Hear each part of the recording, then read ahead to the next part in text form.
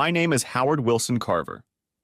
I am a senior accountant with Taft, Coleridge, and Woolwich, a long-established Boston accounting firm.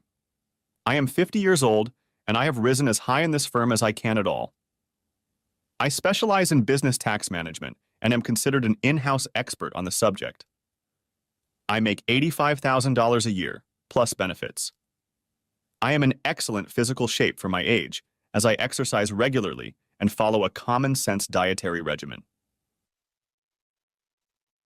This May, Edith Delaney Carver and I have been married for 26 years. However, I'm not sure we will live to see 27. Edith is what is commonly referred to as an impresario. She organizes and books plays and concerts for major venues in Boston. She is very successful and has been for several years. She is 48 years old and very trim and slender. In fact, she is one of the most attractive women on the Boston social scene. She is very camera-friendly, and her pictures often appear in the society and entertainment pages of our local newspapers. Early in our marriage, Edith and I discovered that we could not have children. There was nothing wrong with me, but Edith apparently had a medical condition that prevented her from becoming pregnant. She took the news stoically, while I was very upset. I wanted kids, and Edie said she did too. We talked about adoption, but for one reason or another, the time never seemed right for it. As the years went by, we thought about it less and less often. When we first got married, I was the sole breadwinner. My modest salary provided us with a small apartment in Needham. We had a hard time at first, but over time my promotions and salary increases took the immediate pressure off, and we began to think about the future. When we found out we wouldn't be able to start a family, Edith, or Edie as I began to call her, decided to get a job. I couldn't blame her. Sitting at home all day doing chores and waiting on me seemed like a pointless endeavor for a bright person like her. I advised her to find something to do since we wouldn't be dependent on her paycheck. As luck would have it, she found a job with a booking agency. The agency provided musicians, comedians, actors, dancers, or whoever had the necessary skills to clubs, advertising agencies, theaters, TV studios, and radio stations. It was a modest business, but Edie treated it like a duck to water. Within 2 years, she had increased her bookings by a third, and the innocuous little agency was suddenly playing an important role in Boston's entertainment market. Naturally, her employer, Acer Hirschfeld, was thrilled with her work. Not only was she increasing their business, but she was making her way into the inner sanctum of the advertising world. She was highly visible, and as a result, she was noticed by execs and potential clients alike. By the age of 35, Edie had become a well-known personality in the local entertainment scene. By this point, she had overtaken me in terms of income. At this point, the relationship in our marriage changed as well. Edie gained tremendous confidence and became the dominant personality in our union. She was the one who decided who we would entertain. She was the one who chose the restaurants where we would be seen, and she was the one who decided we needed a more fashionable home. And nothing less than an address in the Back Bay would suit us.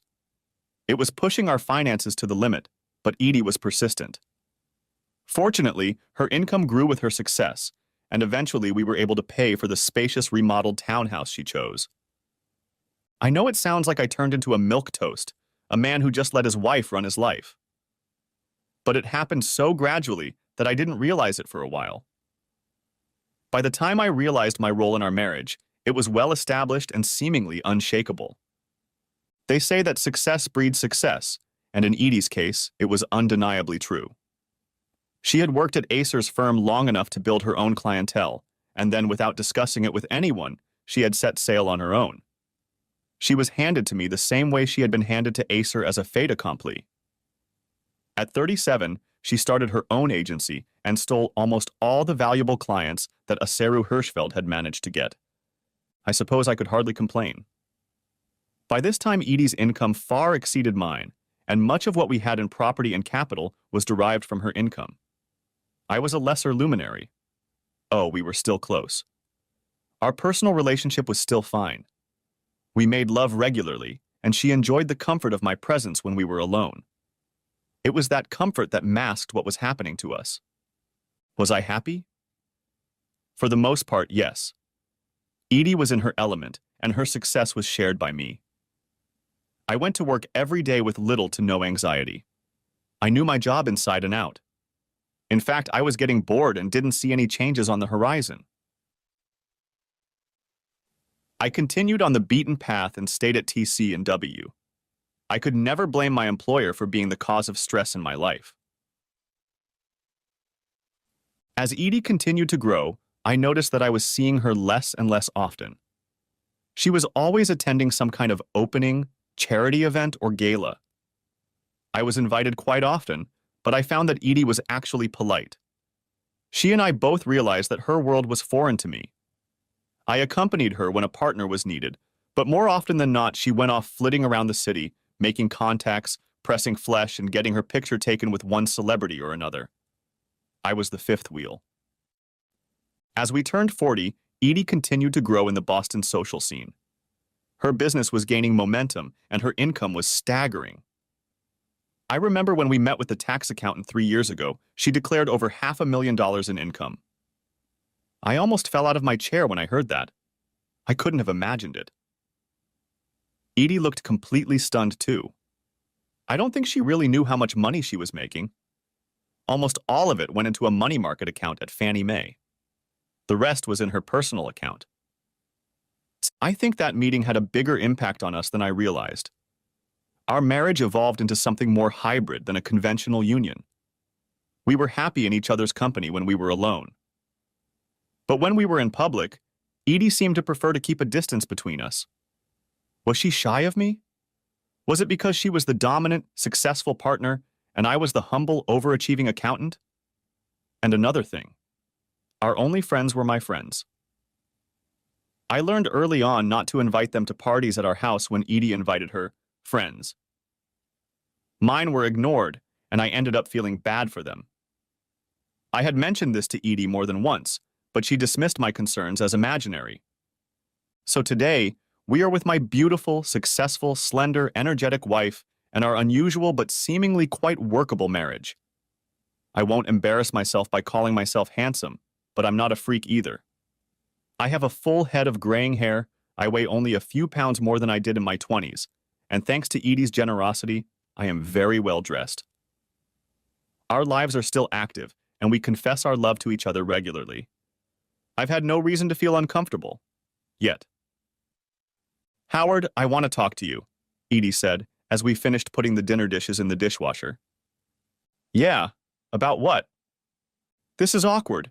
Let's go into the living room and sit down, she suggested, clearly feeling awkward. This was unusual. I made my way to the couch and sat down. Edie chose the one chair across from me. I don't know how to begin, she stammered. You know I love you. We've been soulmates forever. I would never want to hurt you. I sat frozen in place. Something was going to come crashing down on me, and I was sure I wasn't going to like it. I held my breath. I feel the need to do something to improve my life, she continued, still very unsure. I feel like I'm missing something, and I'm searching for that. It took all my willpower not to interrupt her. I had no idea what my face looked like, but I could feel my blood pressure rising. I've been thinking about, having a lover, she finally said. She looked at me without looking away. She was waiting for my reaction. My thoughts were spiraling out of control. I was doing my best to keep my balance. I kept quiet. I would make her tell me everything. Howard, you have to understand. This has nothing to do with my love for you or you as a lover. You've been wonderful all these years. It's just that something is eating me up. You know I would never cheat on you. I couldn't. I just can't. That's why I wanted to talk to you about this tonight, she finished, kneading her hands together. I exhaled. A long, slow, muffled whistle as I tried to gather my thoughts. I continued to remain silent. I didn't know how to start. I didn't know how to respond. Yet. I waited. I could see the disappointment on her face. I wasn't acting the way she expected. I have a very deep and strong voice. A quirk of genetics, I suppose. Many people have told me I look a lot like James Earl Jones. More than one woman has told me she feels my voice. Nice vibes, they tell me. I'm flattered.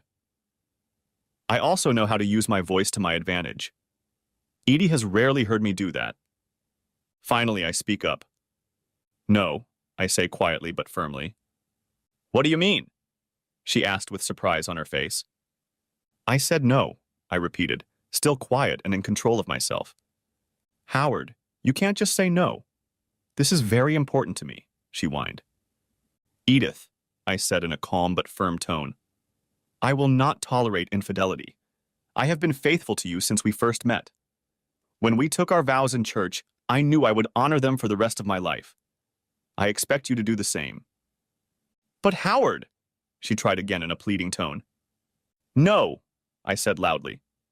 Don't even try to continue this discussion. You know perfectly well where I stand. I will not change my mind. End of discussion, I said firmly, with a hint of anger. I stood up and looked at her with disdain, mixed with disappointment, then walked to my office. I closed the door behind me. I plopped into my leather chair and leaned my head back. I tried desperately to pull myself together. I was trying to figure out what this meant for our marriage. At the very least, nothing good. At worst, divorce. I stood up, opened my private closet, and pulled out a decanter and a bottle of cognac from there. It had been weeks since I'd felt the need for a strong drink, but now was just such an occasion. I breathed deeply, trying to stabilize my condition again. I tried to look back and remember if I had any hint of it, but of course I couldn't think of anything at that moment. My mind was too cluttered with the here and now to remember anything important, much less any subtlety I might have missed. The most I was capable of was going over the highlights. She wanted to take a lover. No matter what she said, she wanted to have a cuckold with me and do it with my permission. That wasn't going to happen.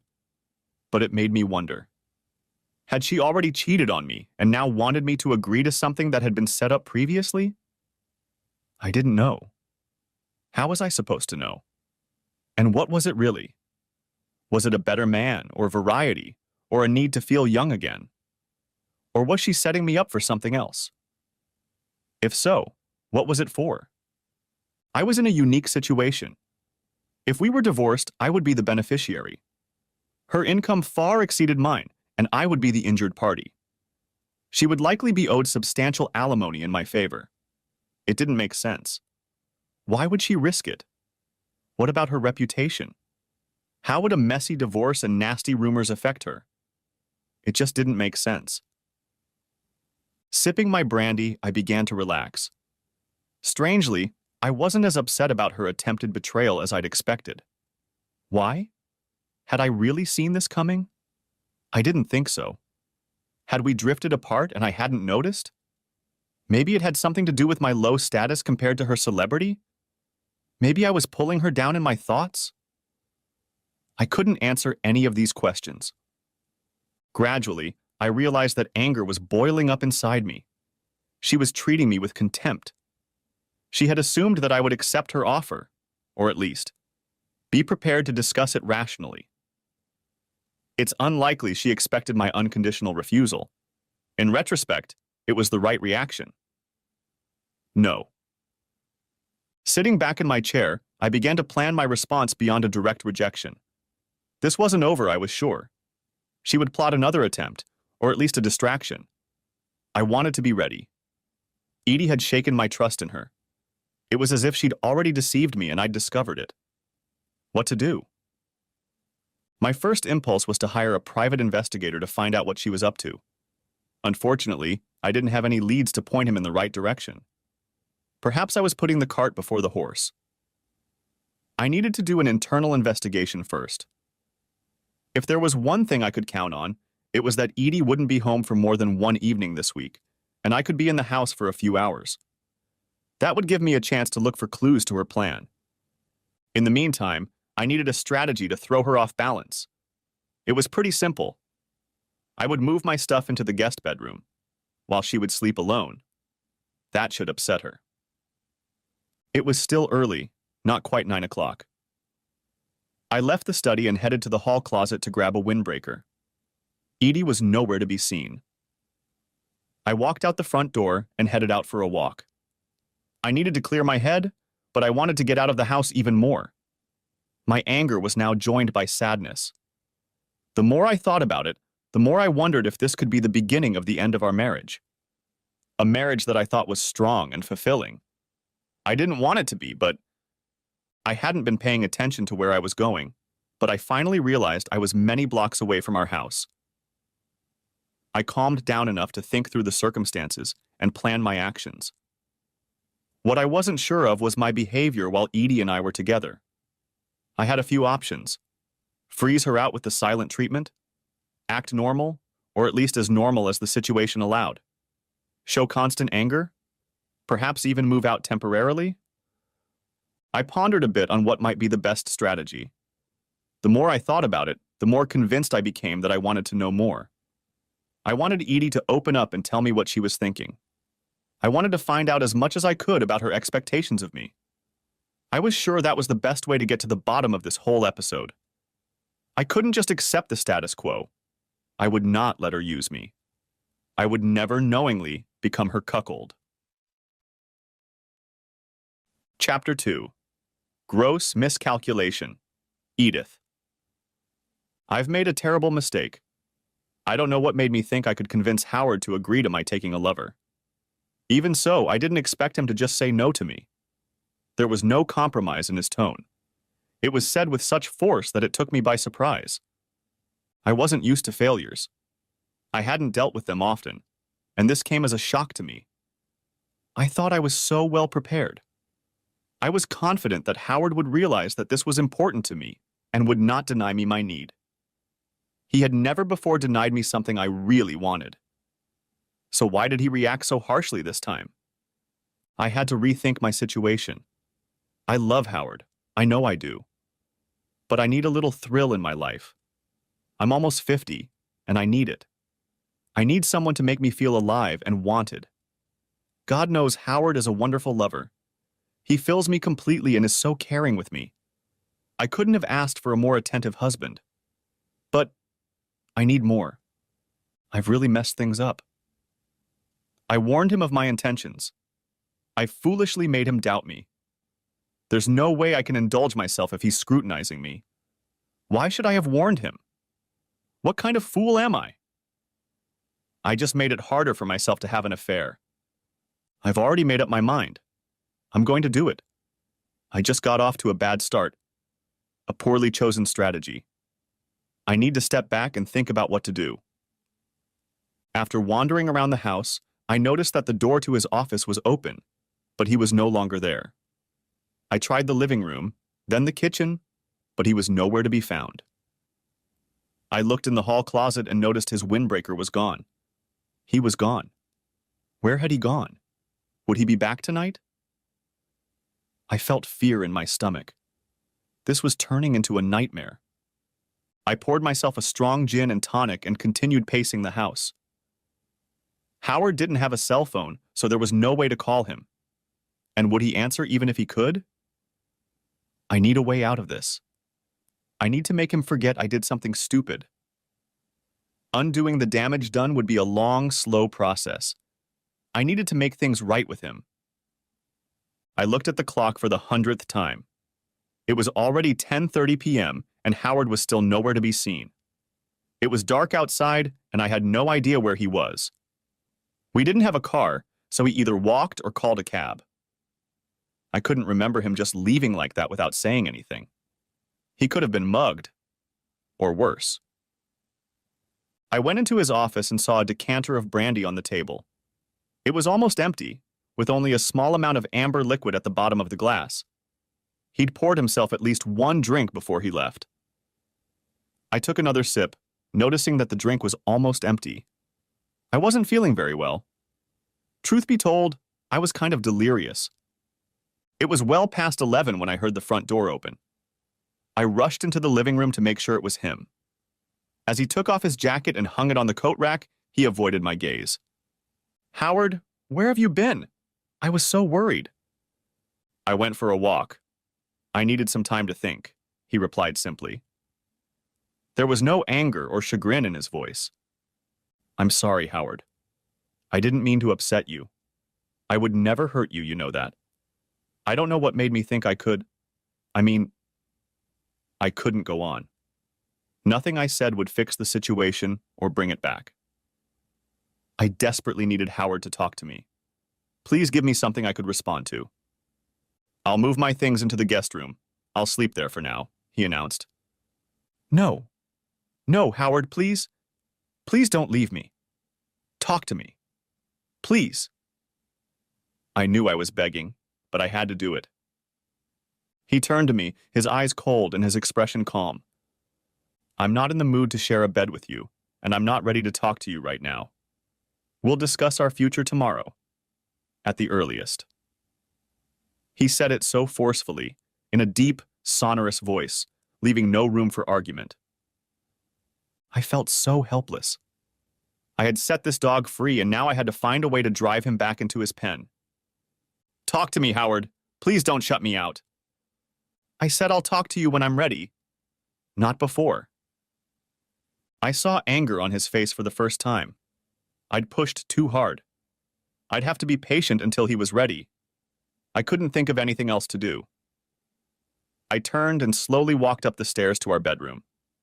I'll be alone tonight, and it's unlikely I'll be able to sleep. I don't know when I finally fell asleep, but when I woke up, I felt sluggish and not rested. Eventually, I climbed out of bed and, putting on my robe, headed for the kitchen. As I passed the guest room, the door was open, and I hesitated to see that the bed was already made. When I got to the kitchen, Howard was nowhere to be found. He had already left for work. His breakfast plates were in the sink, and the coffee maker stood quietly in its place, 1 cup missing. I pulled out a mug and poured myself the first cup of what I assumed would be several that day. I checked the messages in the office and left a message for the receptionist that I would be out for the afternoon. I remembered that I had to attend a premiere in the evening.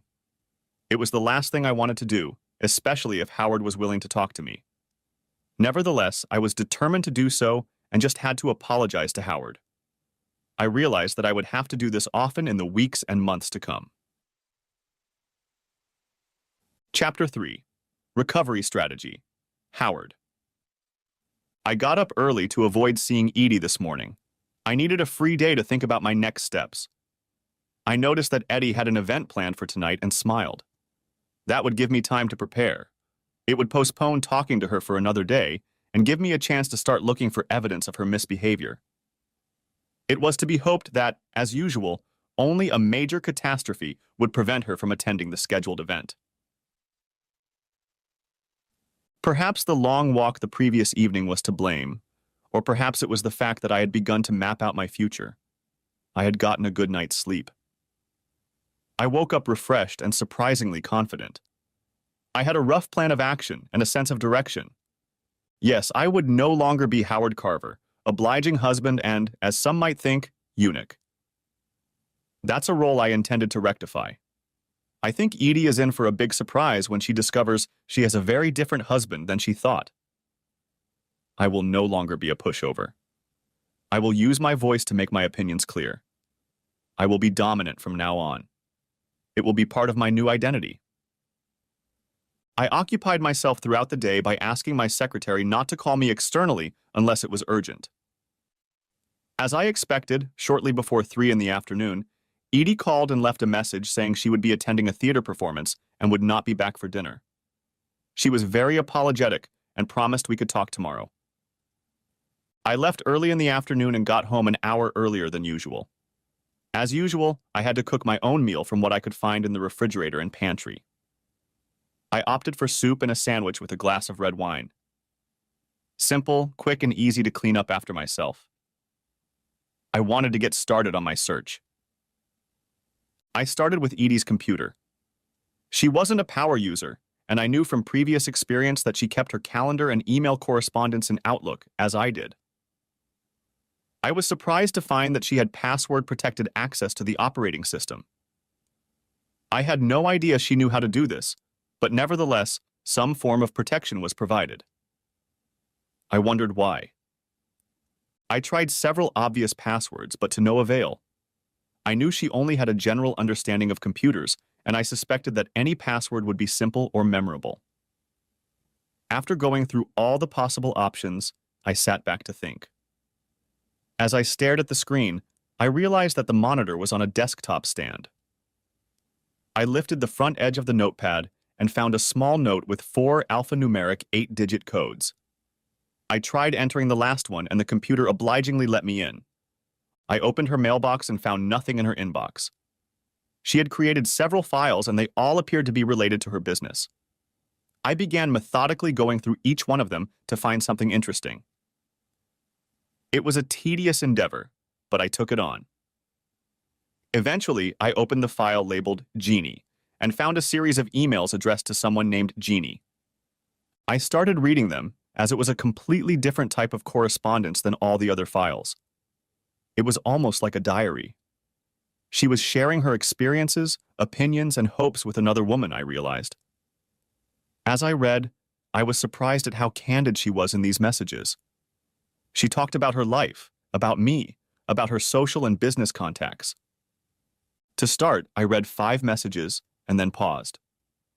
I reflected on what they contained. She was expressing a longing for some stimulus in her life. She was professing her love for me, but hoping that something interesting would come along that would stir up her world. That something remained vague until last night, when she revealed exactly what she had in mind. I kept reading Ginny's posts. It was almost like listening to a therapist. Unasked questions were answered as if the therapist was right there with her at that moment. Upon closer examination of the file, I noticed that there were no incoming messages, only outgoing messages from Edie to Ginny. Had she really deleted her inbox? I checked the deleted messages file, but found nothing. I wasn't getting any useful information except that she was sharing her innermost feelings with someone other than me. I methodically read through the messages in the file for over an hour until I came across one that stopped me. It was labeled Family, and I couldn't believe what I was reading. In it, Edie admitted that she had intentionally avoided pregnancy early in our marriage. She didn't want children. She tried to make me believe it was a physical problem, even though she had been using birth control the whole time. After she had a career, she had her tubes tied to avoid accidents. Her reasoning was simple. She didn't want to raise her children and prevent them from having a social life. After she went back to work, it became an obsession for her. She only barely acknowledged my disappointment. She hid her betrayal well. I never found out about it until that very moment. I was angry. This was a long-standing deception. It could have been the very act that would ruin our marriage. We had talked about children before we were married, and even in the early days. As I pondered what she had done, I began to recall my thoughts of the previous evening. I had to admit that I knew Edie was selfish. She did what satisfied or entertained her without regard for the needs of others, including me. Because I acquiesced so easily, she was rarely denied anything. I now realized how wrong I had been in my judgment. While I had been permissive, Edie had been unquestioning. She saw no reason to change her self-centered lifestyle. Things had to change. Dealing with the new me was going to come as a shock to my wife. It would be interesting to see how she would handle it, if she did. I was at the stage where I didn't care. She had conspired to cheat me out of my family, and for that I would not forgive her. It remained to be seen if she had already been unfaithful. I continued flipping through the folder, but found no new shocking revelations. Whoever Ginny was, she had extensive information about our love life. Edie talked about our sex life. She seemed completely satisfied with her and my actions.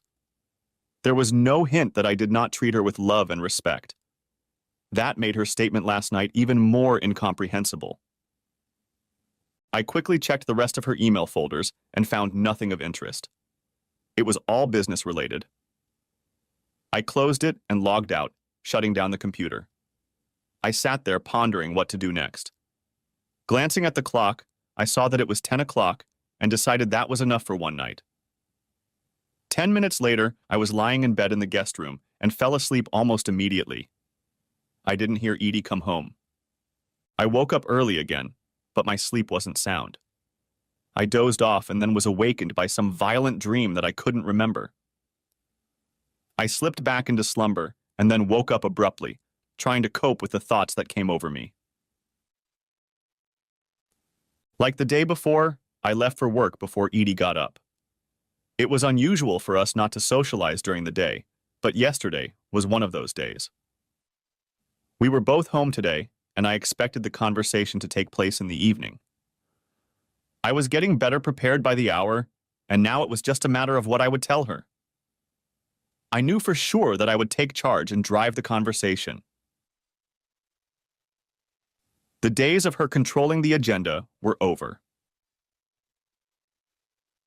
Chapter 4, Day of Reckoning, Edith, Another Night Without Sleep. I was exhausted when I got home from last night's theater premiere. I should have slept soundly, but the confusion that reigned in my head prevented it. 2 nights without sleep wasn't going to help me cope with what lay ahead. Perhaps I could get a nap sometime during the day before Howard got home. I wasn't very efficient last night at the opening ceremonies. I didn't concentrate very well. I met all the people I had planned to meet, but I didn't manage to strike up any meaningful conversations. Perhaps a rest before talking to Howard would help me calm down. As I lay in bed that morning, I thought about what I had to do. I have to convince Howard that I've given up on the idea of having an affair. I must make him believe that I belonged only to him and that my request last night was nothing more than the delusions of a menopausal woman. Surely he could believe that such a thing was possible. I stopped taking hormone replacement therapy after they started scaring me. Perhaps I could blame it on that. I told Ginny about my confrontation with Howard. She scolded me for being so careless. She knew about my desire to have a lover. She doesn't approve. She warned me that Howard would never accept it. She can't understand why I would want to cheat on him. She sees him as the perfect husband. Of course she's right. He is perfect. Too perfect. Why do I strive so hard for self-destruction? Why do I think I can have my wonderful husband and another man on the side? I don't understand myself. It's not that I didn't have experience with other men before Howard and I met. I know the difference. I know how much better Howard is than other men. What's pushing me over this cliff? Maybe I'm crazy. Maybe I need psychiatric help. Maybe it has something to do with menopause. There are too many questions, too much confusion. I couldn't solve them lying in bed. It was time to get up and take a shower, eat something, to think about what I want to say tonight. Be ready. Don't let Howard get the upper hand again. I made it through the day. After lunch, I laid down and slept for almost 2 hours. I felt better, but I felt like my nervousness was at rock bottom. I wasn't calm at all. If I couldn't pull myself together and calm down, talking to my husband in the evening would become even more difficult. By 5:30, I decided to make myself a strong gin and tonic to calm my nerves. Howard arrived at his usual time, just before 6. I waited for him in the kitchen. I had prepared one of his favorite dishes. I wanted him to be in the best mood possible. Despite the drink, I was still not myself. I'd have another drink when Howard had his usual glass of wine. I heard his footsteps in the hallway. "Hey, Howard!" I'm sure my words sounded as uncertain as I felt. "Edith." He used my formal name. He hadn't called me Edie since that conversation. At least he acknowledged me. "Dinner will be ready in a few minutes. Why don't you freshen up and have a glass of wine while you wait?" There was nothing unusual about my suggestion. He nodded and headed upstairs to the bedroom. I made myself another glass of strong G&T while I waited for him to return. He returned a few minutes later and poured himself his usual Cabernet. "How was your day?" he asked. "Normal. Nothing out of the ordinary." "Normal." I wasn't very confident, and I'm sure he sensed it. He nodded. There was a deafening silence. I wanted to break it, to say something, at least make some noise. "I'm sorry I didn't see you yesterday," I finally managed. "I know you wanted to talk." "We'll talk after dinner," he said calmly. Calm. He was calm. There was no sign of discomfort or nervousness. Unlike me. I was sure he could read my confused emotions. I busied myself with preparing plates and utensils. I needed something to keep my hands busy.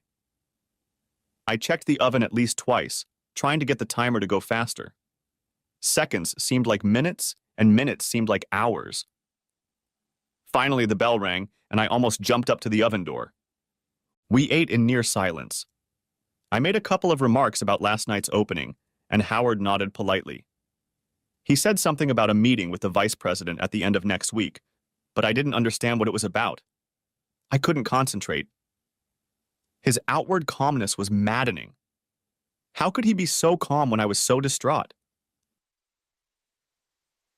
Finally, the meal was over. We cleared the table and put the dishes in the dishwasher. It only took a couple minutes to wash and dry what didn't belong in the machine, and we were done. As always, Howard helped out. When everything was ready, I waited to see what Howard had to say. I knew he understood that I was going to let him take the lead. I just wanted to get this over with. "Let's go into the living room," he finally said. "I'm going to pour myself a brandy before we talk. Would you like something?" "Yes. I guess a G&T," I said, quickly pulling out a glass and bottle.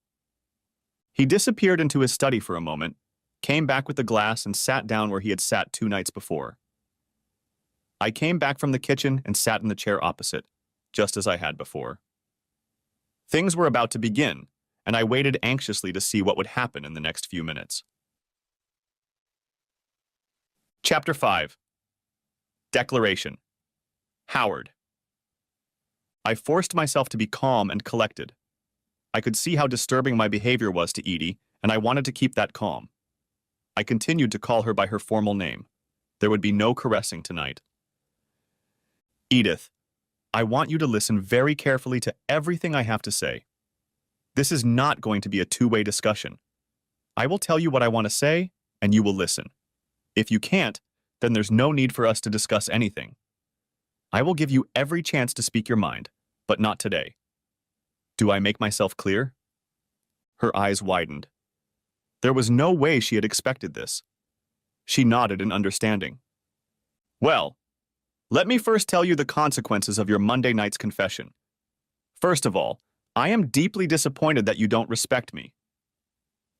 I saw her raise her head and was about to say something when I raised my hand. She stopped, and at the same moment her breath caught. I don't know how I could allow the thought of sitting still while you make a cuckold out of me. If you think years of submitting to your whims have turned me into a spineless wimp, you'll have to think of something else. I want to repeat what I said then. I will not tolerate infidelity on your part. If you choose to ignore my warning, I will divorce you, and I can say with certainty that there will be no reconciliation.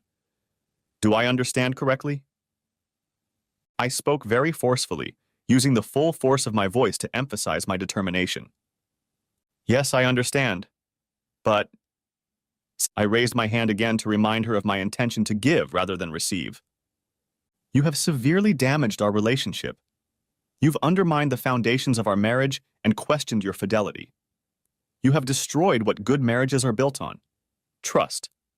You have planted doubts in my mind, doubts I never had before. I'm not sure our marriage will survive this." I saw her catch her breath and widen her eyes. I had hurt her badly with that. I planted seeds of uncertainty in her mind as well. Uncertainty about her future with me. "I've had time to think about what I should do now that you've created this situation. You admit you love me, and until this Monday I had every reason to believe you. Now, I'm not so sure anymore." She raised herself in her chair again, as if she wanted to say something to challenge my fears. This time, I just stared at her in silence, and she sank back into the chair and said nothing. "You tell me you would never hurt me, and yet you would humiliate me by giving yourself to another man. I can't imagine how you could think I wouldn't feel the pain of that. I wonder, after all these years, do you really know me? You've definitely made me wonder if I know you. I blame myself for not being more decisive in our marriage. I let your success and your connections in the community belittle my role. In retrospect, I can say that was a mistake. I am not now and will never be your errand boy. I am an equal in this marriage and will settle for nothing less. I realize, Edith, that you are selfish. You think of yourself first and foremost to the exclusion of everyone else, including me. Are the people you socialize with real friends? Can you count on them when you really need them? I want you to think about our old real friends, Edith. Where are they? Do you ever think of them? I know the answer to that, of course. I keep in touch with most of them. I'm welcome in their homes. Have you ever wondered why we don't entertain them anymore? Because they don't do you any good? I let that shot soak in before continuing. I could see the perplexed and hurt look on her face as I continued this relentless attack. If this marriage continues, and I mean if, there must be a change in your attitude toward him. I will resume attending your social events, and I will be treated as your husband, not as something secondary.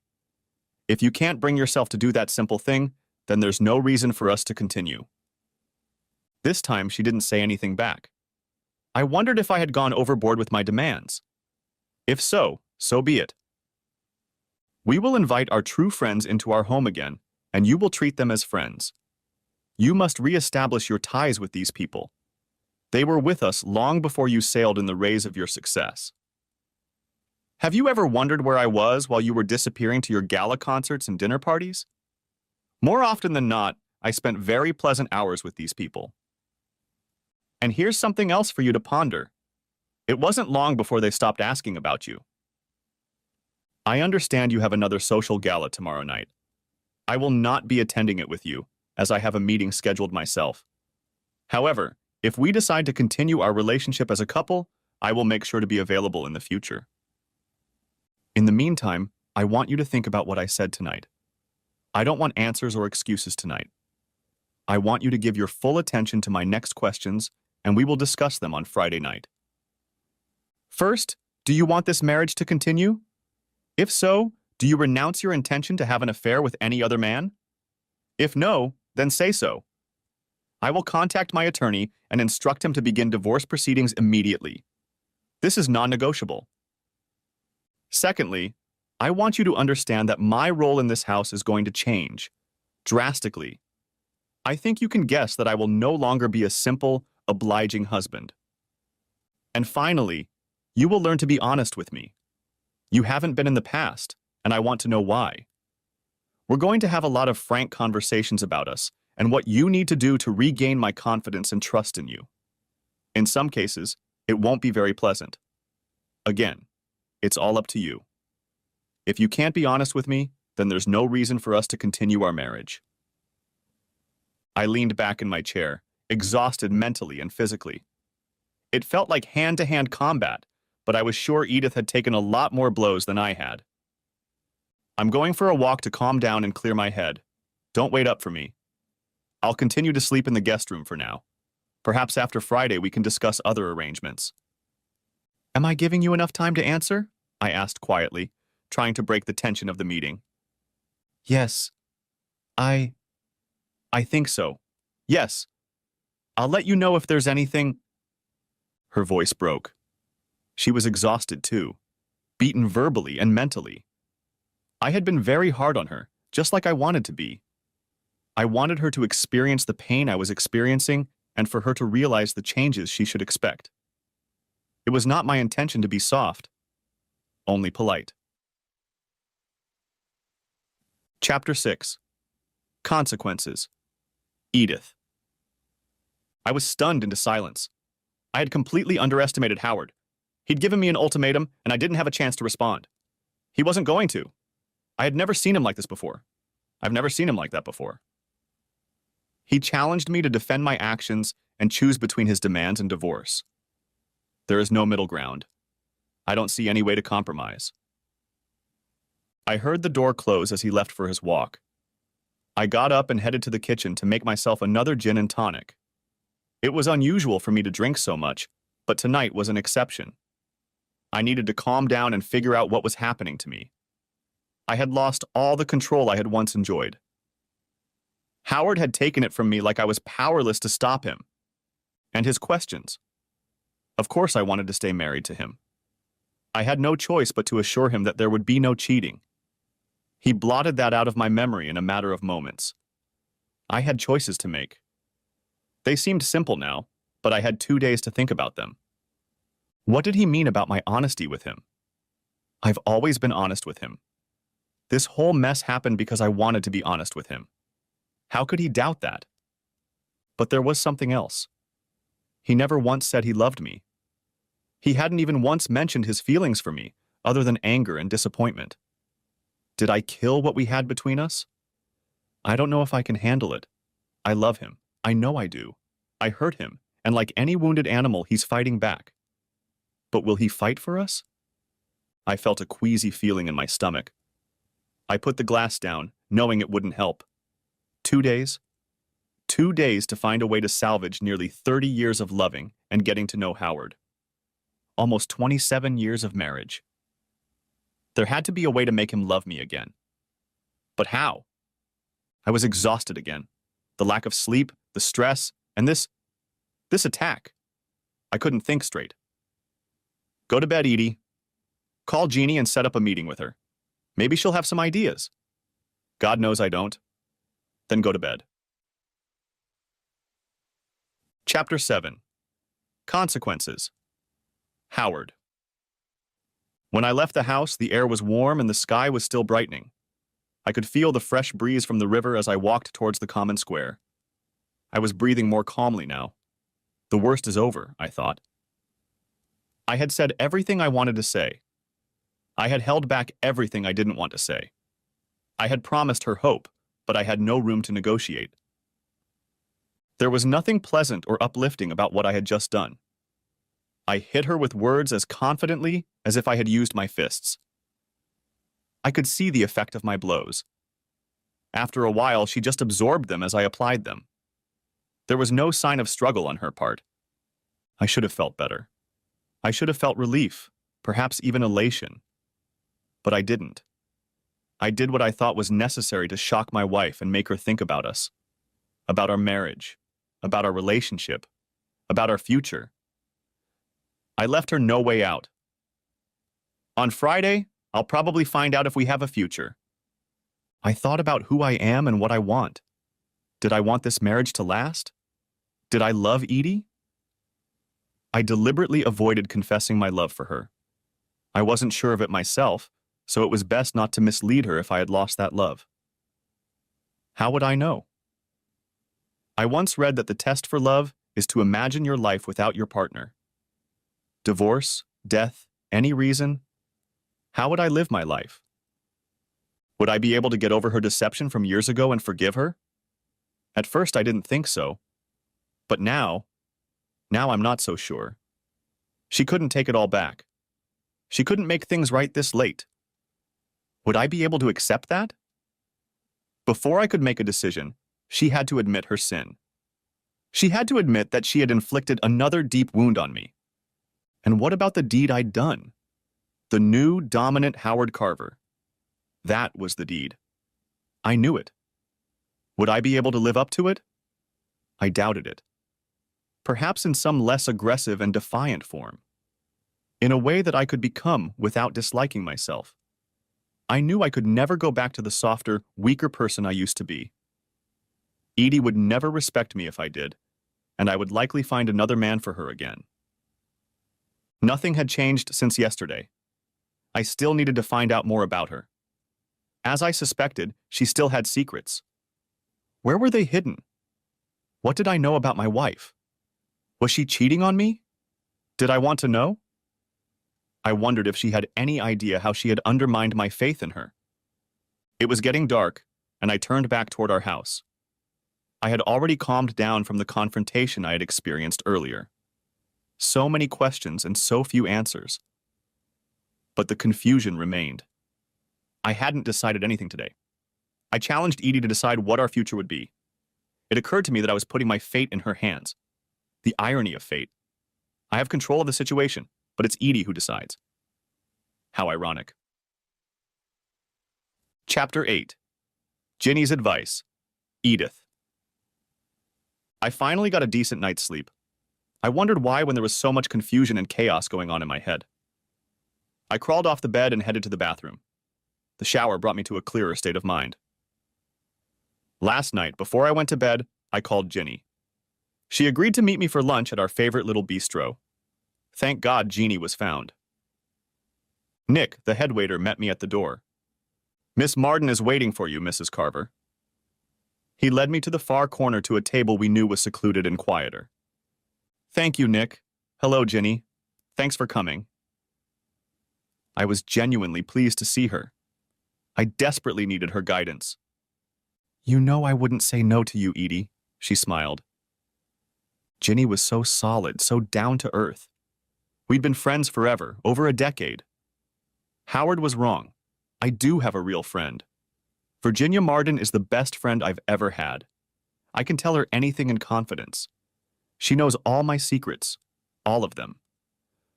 I had a conversation with Howard last night. Or should I say, he talked and I listened. He didn't want me to say anything.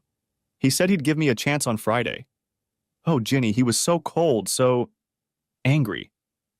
I've never seen him like that. He's a completely different person than he used to be. I don't know him at all. "Tell me everything," Ginny said calmly. I told her everything I could remember. I told her about his last 3 demands. By the time I was done, I was almost crying. Ginny came over and patted my hands. "Calm down, Edie. Calm down. Let's talk about tomorrow night," she said. She was so nonchalant and calm. "What are you going to tell him?" I'm going to tell him that I love him. I'm going to tell him I don't want a divorce and I'm never going to betray him. I'm going to tell him that it was all a bad dream and that I don't know what made me think I could hurt him like that. "What else?" "Oh, he says he wants to be with me when I go to these events. I don't know why exactly. He says he wants to be treated as an equal. He used to hate my parties. I don't know what to think. I'll do it, of course. I just don't know what he expects. And I'm happy that he'll be more determined. I want him to be my partner in everything. I'll tell him that I welcome it when he becomes more assertive with me. Anything else?" I don't know what to say to him about his comment about my honesty. After all, I told him what I was thinking before I did anything. Isn't that a sign of honesty? I don't know what he meant. And you don't know? Think hard, Edie. Isn't there something you're most afraid to tell him? Ginny looked at me with her most penetrating gaze. I couldn't understand what she was getting at until... yet. Oh my God, I can't tell him that. It would kill him. It would end our marriage right then. I can never tell him. I went into panic mode. What if he already knows? He can't. You're the only person who knows. You wouldn't tell him. How can he know? I don't. But it's a dangerous game you're playing. He didn't bring it up because he thought it might be interesting. He has something on his mind. From your description of last night, he was very specific and very prepared. He must have a reason for making it one of the big 3. Maybe he thinks I'm already having an affair. Maybe? Can you take a chance? I don't think I could bring myself to tell him. It would ruin us. Then I'd have nothing left. You've really ruined everything, haven't you, girl? There was no hint of humor in Ginny's eyes. I nodded. She was right. It was entirely my fault. What am I supposed to do? I can't lose him. I just can't. Ginny sat for a few moments, sipping her coffee and thinking. Well, keep in mind that this advice is free, and you know what they say about advice being worth what you pay for it. Again, there was not a hint of a smile. Putting myself in your shoes, I would tell the truth, the whole truth and nothing but the truth. I would withhold nothing. That way, you wouldn't be able to stumble. Second, I would seek professional help to try to understand why you decided you needed to have an affair. I had an experience with a psychiatrist when Nels left me. They don't have all the answers, but they will definitely make you pay attention to all the questions. Third, I would suggest that you both seek marriage counseling. You will need it regardless of how tomorrow's conversation goes. That is, if you're still together. And finally, Howard seems to be tired of being in the background. I think he deserves to be an equal partner in your marriage, even though you make a lot more money than he does. I don't think your income matters unless he feels humiliated about it. Howard is a wonderful man. He should be treated that way. I sat and listened to Ginny, concentrating on every word. She kept her eyes on me, and I wanted her to. There was only one big stumbling block left: telling Howard about how I'd tricked him at the beginning of our marriage to not get pregnant. That was my biggest fear. I was sure Howard would react violently to any confession I made. I was sure then our marriage would be over. Ginny, last night. He never once said he loved me. Not once. Maybe it's too late now. He said we could have a future. But, a future without love? I don't think I can live with that. It's better to let him get rid of me. I was depressed. I saw disaster around every corner. I didn't know how I could save my marriage. Don't give up, Edie. I think he still loves you, but ask him. That's the foundation of everything that's going to happen to both of you. If he didn't love you, why would he go through with all of this? He would just walk away. Why would he challenge you if he didn't want to salvage something out of this mess? He's floundering too. He's not as sure of himself as he seems. He's waiting for a sign from you that you want to bring your relationship back to something he can accept and enjoy. You have to give him that chance. I don't understand. I want him to give me a chance. I don't hear any insecurity in his voice. I found it hard to believe what Ginny was telling me. People don't change overnight, Edie. Howard isn't an ogre. He's hurt, angry, and trying to regain his dignity and control over something that shook him to his core. He's making a brave face, but I'm guessing he's not as confident as he seems. He's trying to get you to admit your mistake. You wake him up by poking him with a sharp stick. He's reacting. He's as unsure as you are about what's going to happen.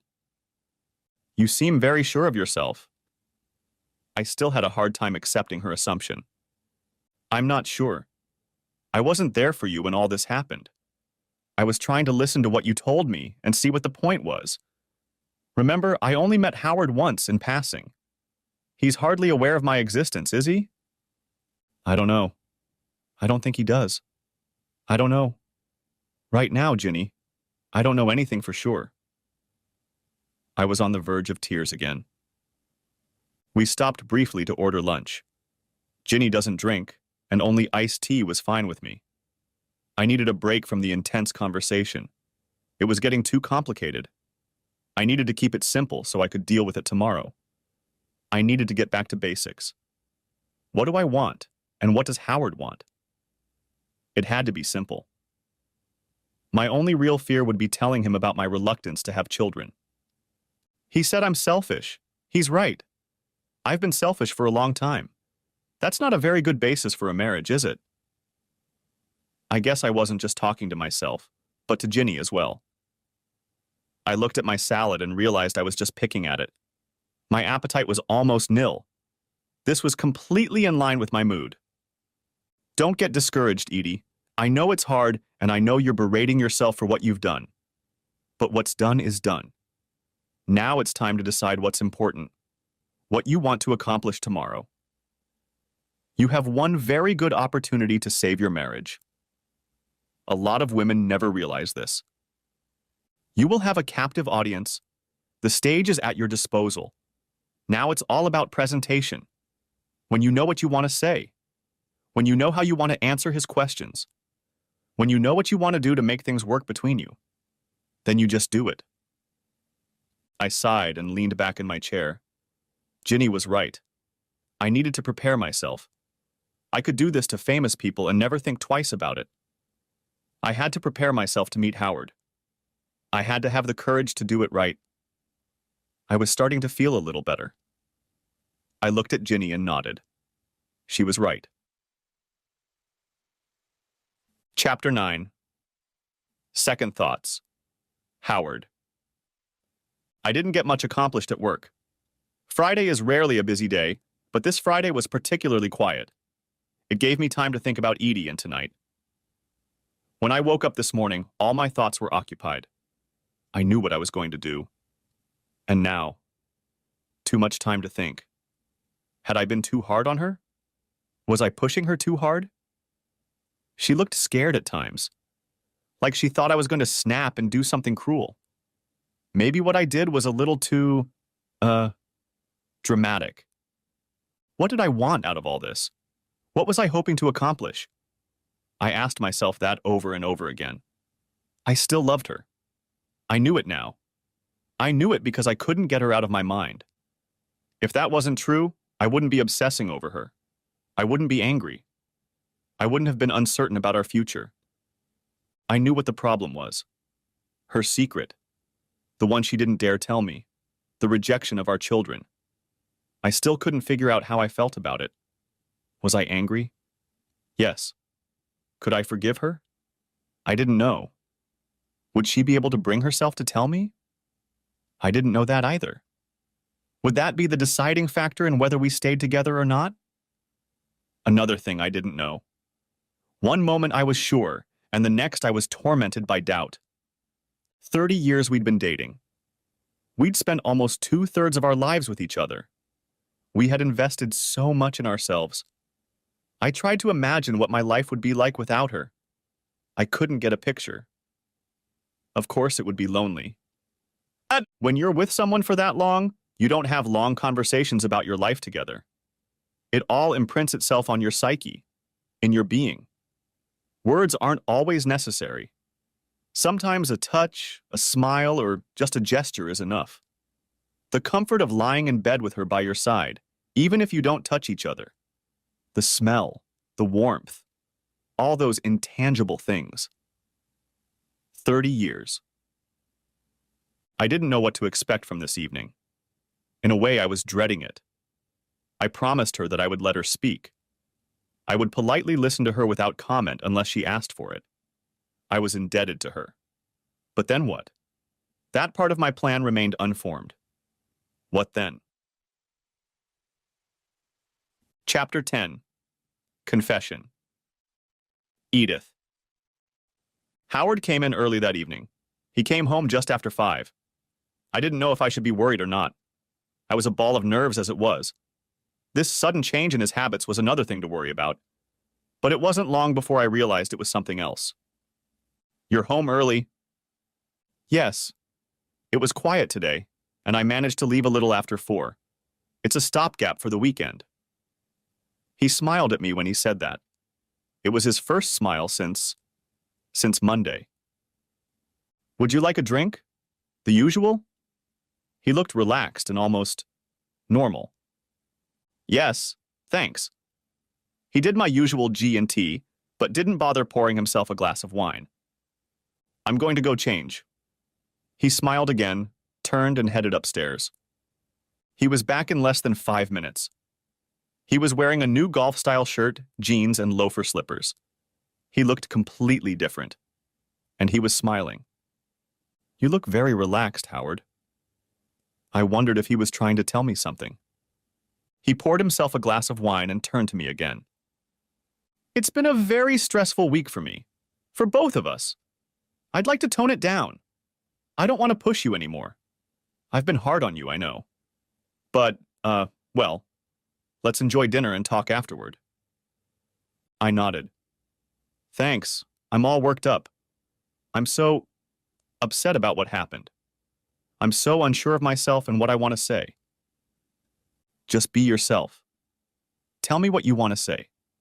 Be honest, Edie. Be honest with me, and above all, be honest with yourself. He called me Edie again. He hadn't called me that all week. Maybe everything would be okay. But it was again. The question of honesty. The one issue that I still hadn't decided how to resolve. I made another one of his favorite dishes, and he acknowledged it. We talked a bit during dinner, and that helped me get a grip on myself. I wasn't looking forward to what was about to happen. More than that, I was dreading it. Talking to Ginny helped, but I still couldn't imagine how this was going to turn out. I didn't take a second drink. I don't think I could have held back.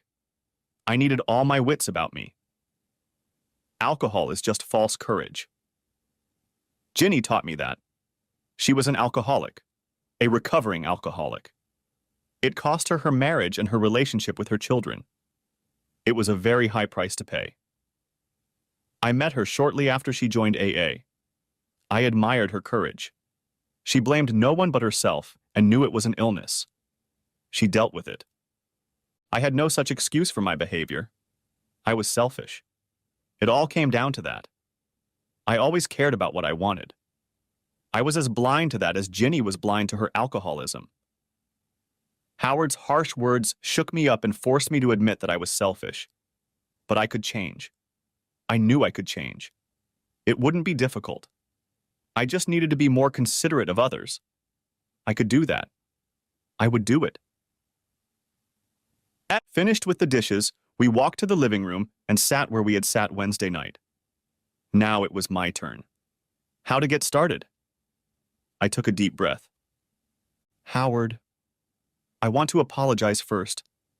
I want to apologize for hurting you and for being stupid enough to think you would accept my alleged behavior.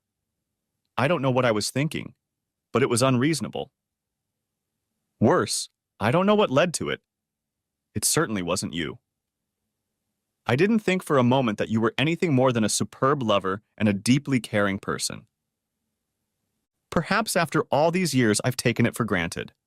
Perhaps I was so used to your love and support that I didn't appreciate it as much as I should have. I don't know, but I need to find out. You were wrong to say I don't have a true friend. I do have one.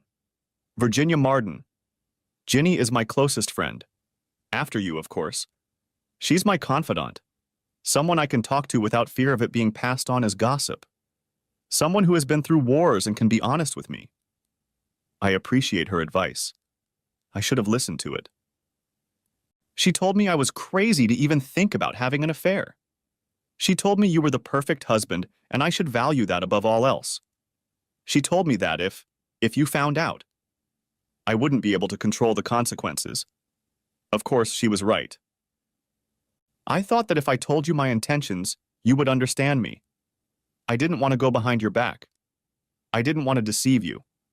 I didn't want to humiliate or belittle you for a second. It just didn't occur to me. But I did, didn't I? I humiliated and belittled you. Just telling you what I wanted was enough, wasn't it? I looked at Howard carefully. I don't know what reaction I was expecting, but he remained calm and poised. I continued. I don't know how to tell you how ashamed I am of what I did to you and how sorry I am. I know that apologizing alone isn't enough. Ginny recommended a psychiatrist who she says can help me. I really need help to figure out why I acted the way I did.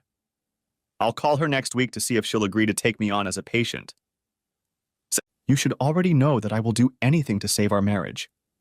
I love you with all my heart and can't imagine my life without you. I beg you to give me another chance. I'll do anything to keep us together, anything. Ginny has offered marriage counseling. I'll take it if you'll take it. I want us to be together for the rest of our lives. I want that more than anything in the world, including my career. I'll leave her tomorrow if that's what you want. Nothing in my life is more important than you. I know I've behaved selfishly, but I can change. I can become a better person. I can rebuild relationships with our old friends. I can be more considerate of you. It won't be hard to do. It's not that I've forgotten how to do it. I just need to remind myself to be more considerate of others. I paused again to gather my thoughts. I watched Howard carefully. He was calm, but wary. His eyes told me that he was absorbing everything I was saying. Howard, I want to tell you, assure you, that I have never been unfaithful to you. Never. And I never will be. I have put out of my mind every thought that I could have done such a thing to you. I've seen the pain and hurt I've caused you, and I couldn't live with myself if I did something like that to you. I paused again. I hoped to see some sort of reaction on Howard's face, but he was again calm and unresponsive. I wondered if he believed me. I know I haven't treated you very well. I mean, I haven't treated you as my partner and the most important person in my life. I think that's part of the selfishness I've succumbed to. I promise that I will change. You are too important to me not to admit that in front of our friends and coworkers. Again, I can only apologize for my actions. I am ashamed of my actions that belittle you and diminish your importance to me.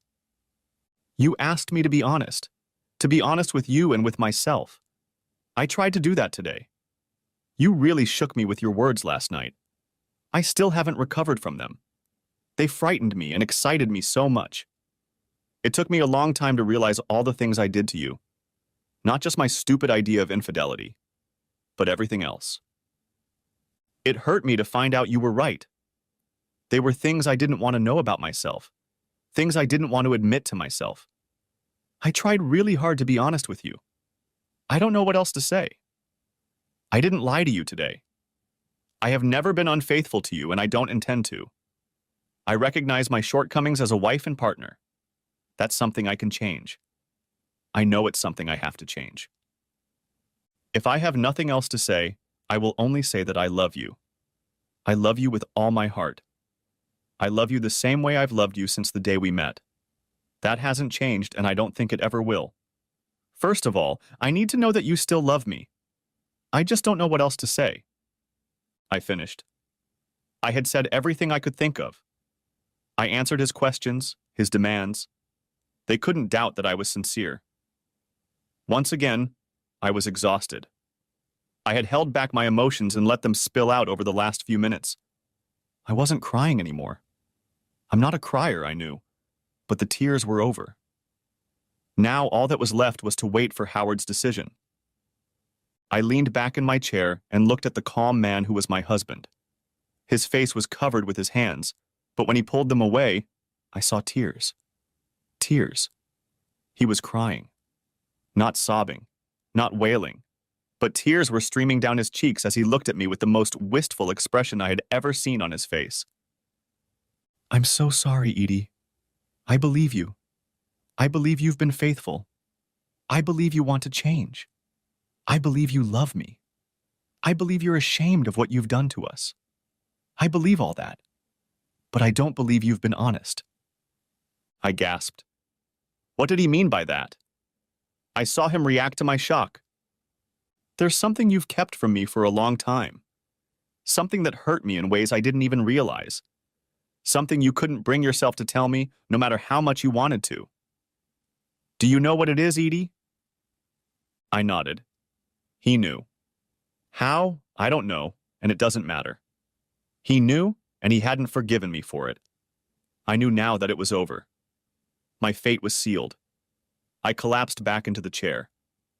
You robbed me of my family, our children, even our grandchildren.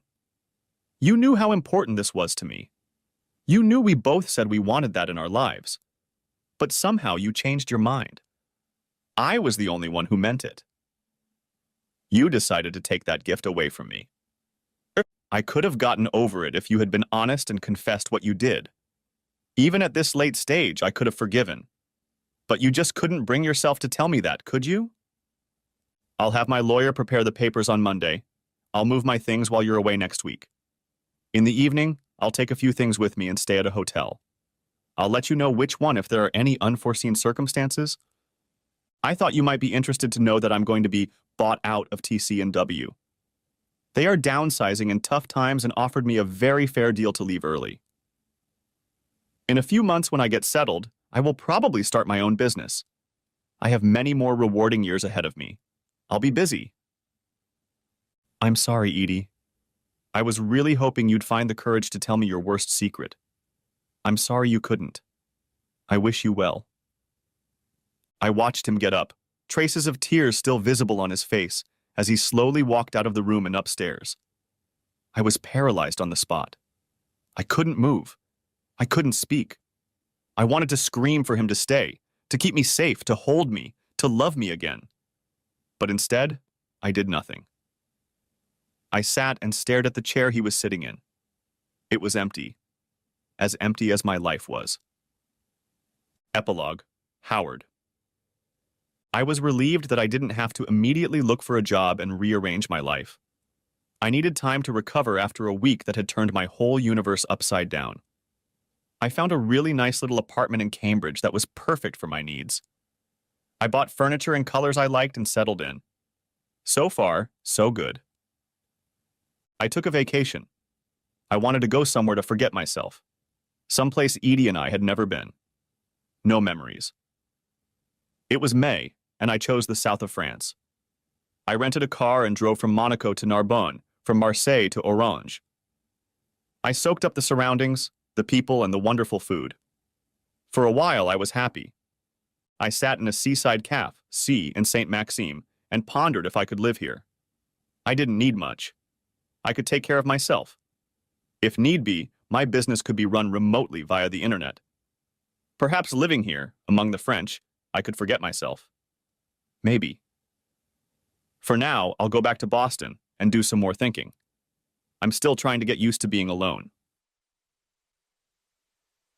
Epilogue Edith. Ginny picked me up from the chaos of my failed marriage. I was a mess. I couldn't work. I couldn't think. I just sat in our house and did what I did for a living. She took me to Seattle and on an Alaskan cruise. It was the isolation and escape I needed. Thank goodness for Jeannie. She has been my anchor these past weeks. My business seems to be working itself out. I have very good help. I'm sure my absence has been noticed at various social events, but with my divorce going public, I think they'll understand. Neither Ginny nor I need to work anymore. We've both saved enough to live far longer than we have to. I've never been prone to reckless spending. I had to fight Howard's lawyer to get him to agree to a larger sum. He deserved at least that much, but he wanted so little. I don't think there will be another man in my life. I just can't bring myself to replace him. If he ever came along, I would know that I shouldn't do to him what I did to Howard. No matter what, I'll be alone. I'll have Ginny and all my business friends, but I won't have Howard. There won't be another Howard. There was always only one. The end. Thanks for watching. I hope you enjoyed it, so subscribe to my channel and watch the next video.